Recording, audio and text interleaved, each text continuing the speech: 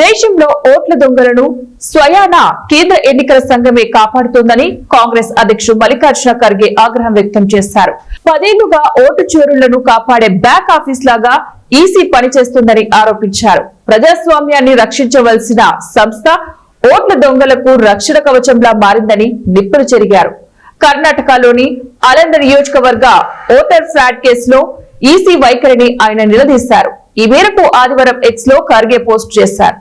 కర్ణాటకలోని అలంద నియోజకవర్గంలో voter fraud కేసులో ఎన్నికల సంఘం వైఖరిని ఆయన తప్పుపట్టారు. కీలకమైన ఆధారాలను దాచిపెట్టారని విమర్శించారు.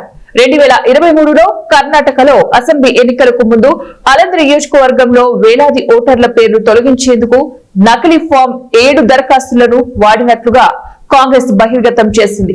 దీనిపై కేసు నమోదు కాగా దర్యాప్తులో 5,994 నకిలీ అప్లికేషన్లు బయటపడ్డాయి.